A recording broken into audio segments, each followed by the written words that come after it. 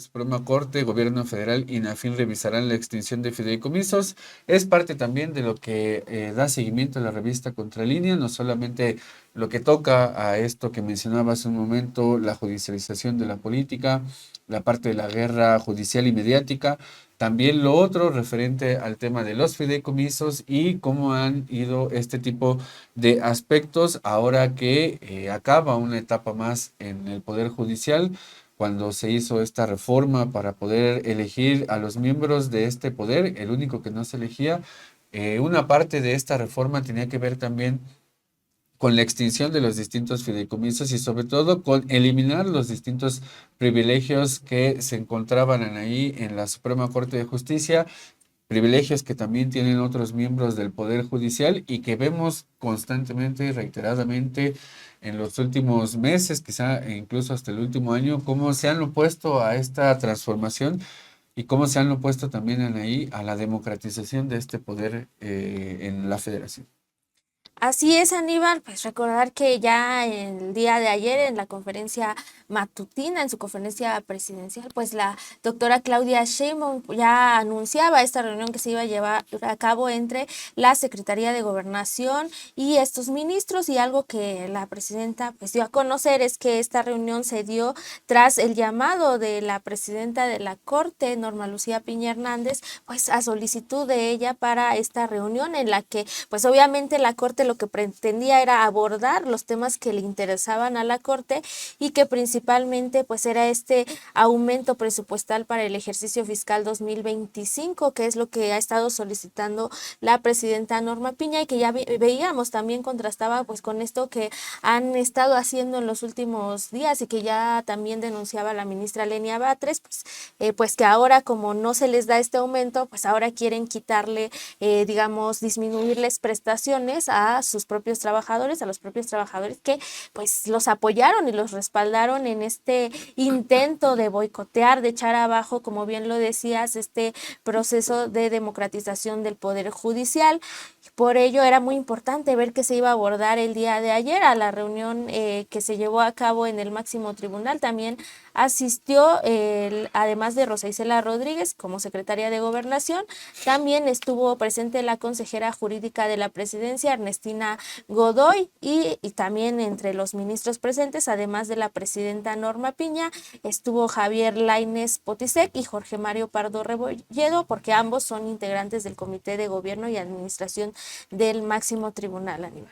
Así es, la Corte indicó en un comunicado que el objetivo de citar a dicha reunión fue para abordar el tema, como lo decías, de la ampliación presupuestal para el ejercicio fiscal 2025 y veíamos hace un momento en la revisión que hacemos todos los días de la conferencia matutina como la doctora Claudia Sheinbaum, la presidenta del país, decía, bueno, es que siguen pidiendo de nuevo más recursos, se niegan a eliminar los privilegios y sobre todo están afectando a terceros, es lo que mencionaba el día de hoy en esta conferencia que dio en Acapulco, en Guerrero, y se niegan a esta transformación, no solamente están parando esta elección a partir de los comités que están en los tres poderes de la Unión, sino que también ahora exigen todavía más recursos y dice la doctora Claudia Sheinbaum, bueno, pues tendrían que eliminar todo este tipo de privilegios, eliminar también lo referente a los fideicomisos y sobre todo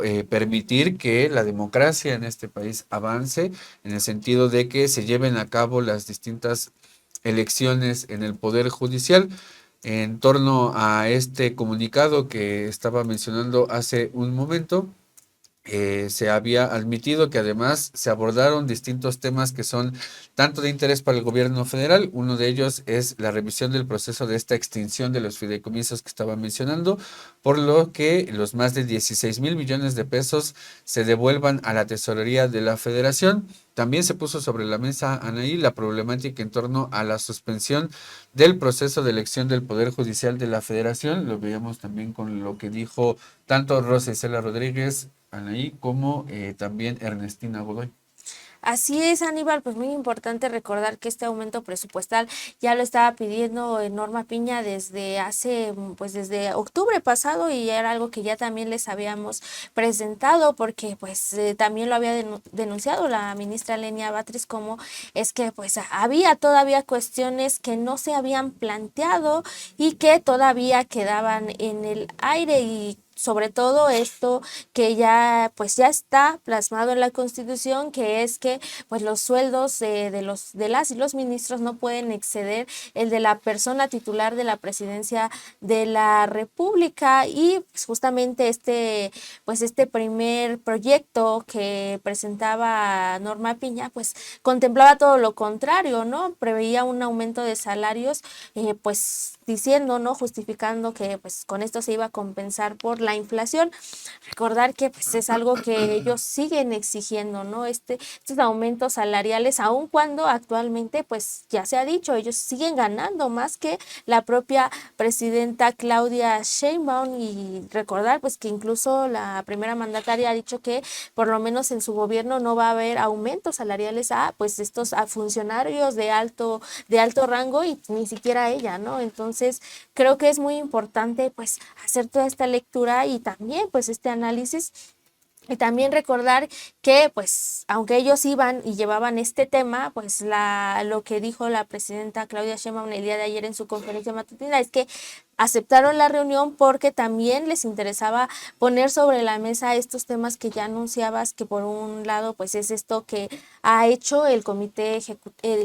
de evaluación del Poder Judicial, que es frenar la postulación de los candidatos que se inscribieron ante este comité, y por otro lado pues también hablar de la extinción de los fideicomisos, que ese es otro tema muy importante que ha quedado sobre la mesa, que pues es que recordar que ya lo decía la presidenta, una parte de los fideicomisos ya se devolvieron, pero todavía queda esta otra parte, y actualmente pues concentran una cifra que pues es de 16,381,258,667 pesos, y que además estos fideicomisos pues ya es plasmado en la Constitución está que se tienen que extinguir, y que estos van en gran medida pues a financiar otros sectores. De hecho lo decía hoy la presidenta y la propia